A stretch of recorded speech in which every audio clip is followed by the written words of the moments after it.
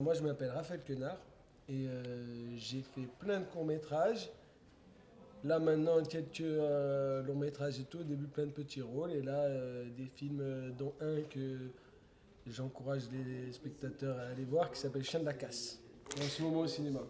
Ah justement, en parlant de Chien de la Casse, l'acteur, donc ce court-métrage, est un documentaire qui est tourné lors du tournage de ton dernier film, Chien de Oui, la Casse. oui. Est-ce que tu peux un peu nous parler de la conception de ce projet? Comment t'es venu l'idée de faire ce documentaire? Alors, ce projet, il y a Hugo David et Thibaut Bayard, et aussi qui apparaît dans le film, qui viennent pour faire le making-of de Chien de la Casse. Hmm. Nous, on connecte de fou et tout, on commence à rigoler comme des abrutis et tout avec Hugo, et on tourne des petites scènes comme ça aléatoires qui n'avaient rien à voir avec Hmm. le making-of du film, Hmm. mais qui nous amusaient de tourner. Et on prenait plaisir comme ça dès qu'on Hmm. avait une pause sur le tournage, où il venait le soir dans le petit studio où je dormais, Hmm. on faisait des petites vidéos, tu vois, des Hmm. petites scènes et tout. Et après, à un moment, moi j'ai dit à Hugo, viens, on fait un film. Et du coup, après, ça s'est précipité sur les 3-4 derniers jours. On a commencé à Ah mettre d'accord. le réalisateur dans la confidence, Anto, Galatea, voilà, plusieurs personnes du tournage pour faire un semblant de scénarisation, tu vois, D'accord. de Hmm. la trajectoire, pour donner une trajectoire au personnage et tout ça. Et donc, il avait 15 heures de rush. Hmm. On avait genre fait un bout à bout, je sais plus d'une heure et quart, je sais plus exactement, qu'on a montré à des gens et on nous a dit il faut raccourcir, Hmm. évidemment, il y avait beaucoup trop de gras. Et on nous a accompagnés, donc Anaïs Bertrand et Kirdine Grid nous ont accompagnés pour écrire un scénario, en faire quelque chose qui déroule Un fil un fil conducteur? Hmm. narratif, voilà. Et donc on a retourné quelques scènes D'accord. à Paname et tout ça. Et grâce à des gens qui nous ont prêté des lieux, Hélène Zidi, elle nous a prêté son théâtre. Il y a beaucoup de gens qui nous ont aidés, même des acteurs. Kengo, l'acteur qui joue le metteur en scène de théâtre expérimental Hmm. japonais. Il y a plein de gens, Anthony, Galatea, qui sont revenus. On a retourné des trucs. Et on a essayé de mener le truc à son terme en le montant, en Hmm. l'étalonnant. Et il y a une musique magnifique de Théodore Vibert. Marc Halal qui est venu nous aider au montage. Paul Joussin, je cite tout le monde. Qui nous a aidé Ah c'est gracieusement pour ce normal. film. Oui. Et franchement, c'est extraordinaire. Le studio Microclimat de Thomas Carillon avec Vincent Amor pour étalonner le film. Paul Joustin au mixage. Théodore, je l'ai dit, à la musique. Hugo Hmm. Rossi aussi à la musique.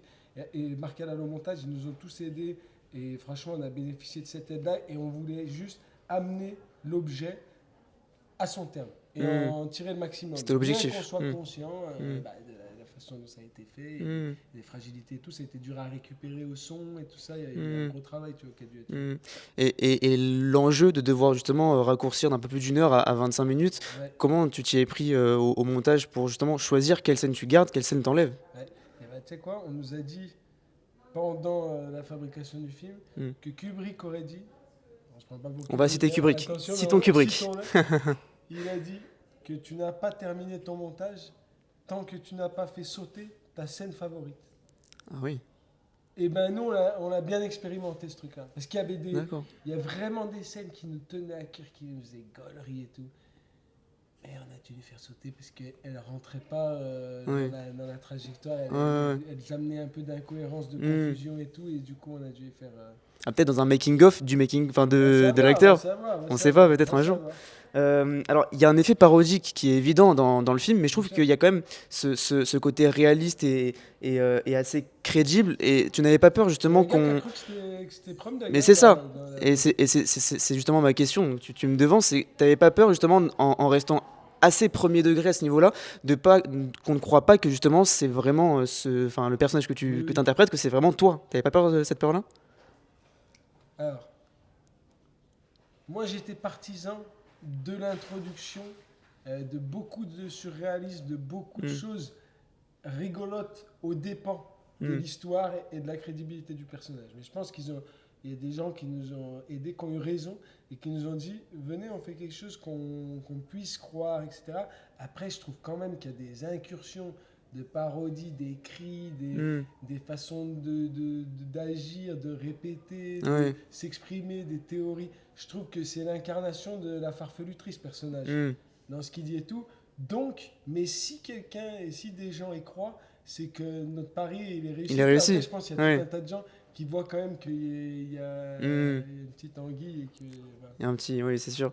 Alors moi, je voulais savoir, c'est une question un peu plus générale, pas forcément que par rapport à ce court-métrage-là. Pour toi, c'est quoi, dans le métier d'acteur, le côté le plus jouissif et le côté le plus compliqué dans ton métier d'acteur à toi, Raphaël Quenard? Bah, je trouve que c'est les deux, le plus jouissif et le plus compliqué, convergent. Hmm.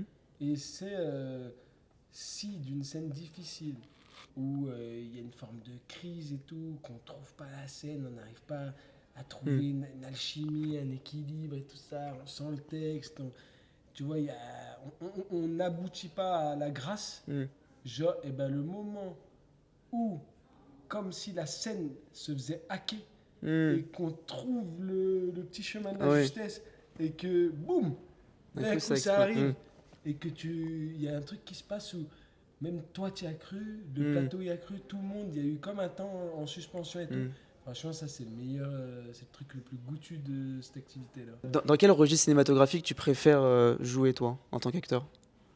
Moi, franchement, j'ai envie de tous les faire, de tous les explorer et tout, si on m'en donne la chance et tout Hmm. ça, parce que, genre, en tant que spectateur, moi, je suis vraiment avide de tous les registres, Hmm. du Marvel au petit film Hmm. indé polonais, Hmm. à une forme de document, à du documentaire, à tous les registres, genre, Ouais. me procurent du plaisir à leurs endroits et tout. Les thrillers, hier, j'ai vu, hier soir, Dernière nuit à Milan, Ah oui. avec Pier Francesco Ouais, Favino. ouais, C'est extraordinaire. ouais, Moi, c'est j'ai envie de magnifique. faire des films comme ça. Ouais.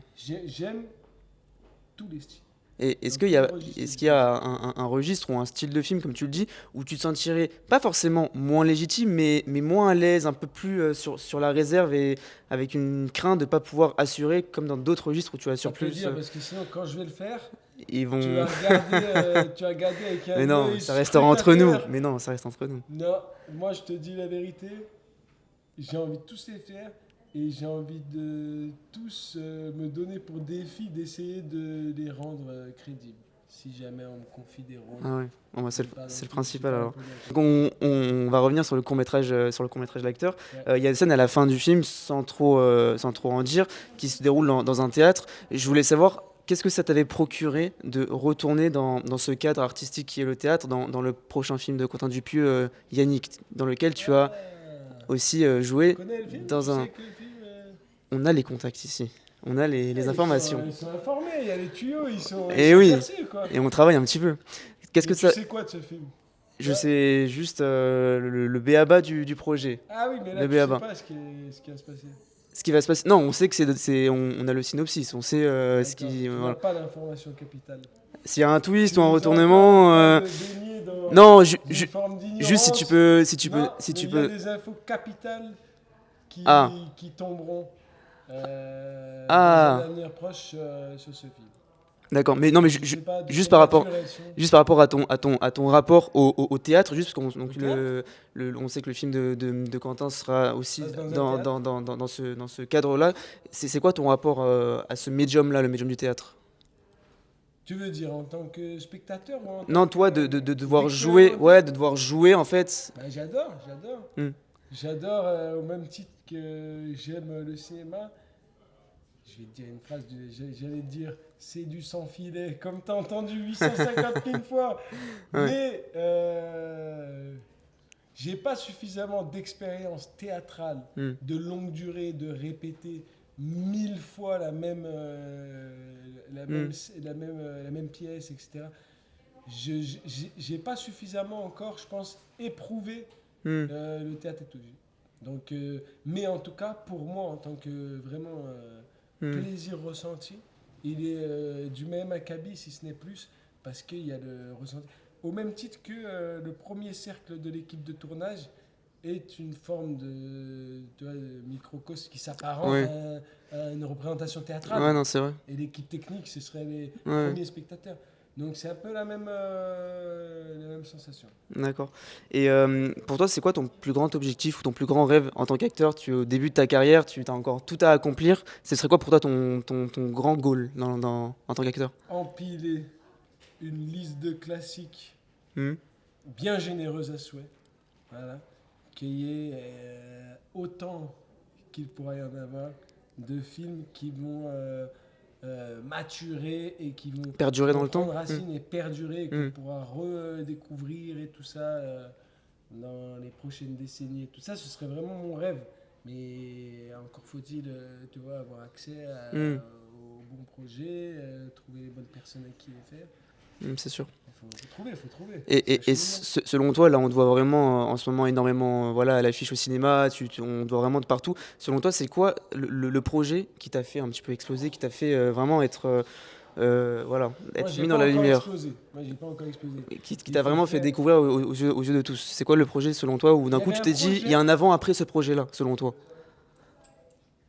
Où tu t'es dit, il y a quelque chose euh, qui a changé là il y a Family Business. C'est hmm, comme ça avait été largement vu et tout. hmm, Après, j'avais eu l'occasion d'avoir accès à plus de. En tout cas, pas de propositions de rôle et tout ça, hmm. mais d'avoir accès à plus de projets pour passer les castings et autres.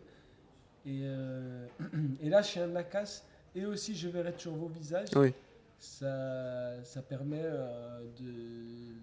d'aussi avoir Hmm. accès à plus d'opportunités. Ah, justement, pour rebondir tant que tu en parles de Je Ouais. verrai toujours au visage, c'est vrai que c'est quand même un film qui est très particulier pour toi en tant qu'acteur, parce que tu as juste une seule scène dans le film, une seule séquence, et pendant tout le film, on parle de toi, on parle de ton personnage, mais on ne te voit jamais, et on te voit juste une seule fois pendant la confrontation avec Adèle Exarchopoulos. Est-ce que tu peux un peu nous dire quels sont les enjeux et comment toi tu fais pour justement devoir jouer une séquence avec tout un background derrière, avec tout un passif comment tu as vécu Moi, j'ai ce vécu projet-là? ça. Déjà, bah, ouais, effectivement, il n'y avait pas beaucoup de jours de tournage. Mm, Donc, du coup, c'est compliqué d'arriver dans une équipe mm. où tu es nouveau. Tu dois. Oui, oui. En plus, tu te sens mieux et plus à l'aise dans les scènes quand tu as eu le temps et la possibilité de te familiariser, tu C'est vois, sûr. avec Oui. l'entourage et tout. Tu sais, tu connais pas les gens qui posent le regard Mm, sur toi et tout. mm. Mais bon. Mais, franchement, c'est grâce à Adèle, tu vois, de pouvoir jouer avec Adèle, Mm. Exarchopoulos, qui est monumental On est d'accord. ici. On est d'accord. Et genre, franchement, moi, je sais que c'est de pouvoir jouer avec elle et de pouvoir partager dans les yeux. Mm. Parce que si on se fait des passes de vérité Mais tout se joue l'un dans vers les yeux. l'autre, Oui. et Mm, ben, chacun, on s'entraide, tu vois, dans la mm. scène. Et donc, franchement, voilà, moi, je pense. Et il y a des moments où tu sentais un peu l'émotion Franchement, surplomber j'ai le. des vraies émotions hein, quand Ah même. oui, Ma oui, parole, mais j'ai des vraies émotions. ça se ressent à l'image. Ça se ressent à l'image et vraiment, moi, je t'avais même pas reconnu alors que je t'ai bien en tête et j'ai dû revoir le film pour me dire, mais c'est Raphaël Quenard. Tellement que tu étais transcendé et habité par le rôle, vraiment. Eh ben, tu régales, franchement, Ouais, ça me fait non, non, plaisir, vraiment, c'est vraiment. gentil. Juste pour Tu finir. tapes le point. Ah ouais. Non, non, vraiment, c'est sincère. Alors, juste pour finir, est-ce que tu aurais juste des petits conseils, des petits tips à donner pour des aspirants acteurs, pour des futurs acteurs ou comédiens qui t'ont servi à Je toi, sais. peut-être? Franchement, il n'y a pas de tips. Moi, je dirais de travailler avec acharnement et surtout de faire des. Tu vois, là c'est un truc. Bon, pour l'instant, j'ai pas la possibilité de le faire avec des gros moyens et tout, mais on avait envie de le faire Hmm, avec Hugo, cet objet et tout. Et hmm, franchement, on l'a fait à zéro balle. hmm, Et j'ai vraiment. Genre, moi, je dirais vraiment ça, d'essayer de faire par soi-même, de se faire des contacts, d'éprouver aussi son sens de l'acting. Parce qu'en vrai, tu apprends dans tous les courts-métrages, tu apprends les gens, hmm, ils t'inspirent, tu rencontres des profils qui te nourrissent hmm, partout, genre même dans les gens, les intervenants, quand il y en a avec le tournage, qui viennent à titre exceptionnel un jour pour être conseillés à la technique sur telle chose, mais qui ont eu une vie antérieure, qui ont été, je sais pas, mille et un profils.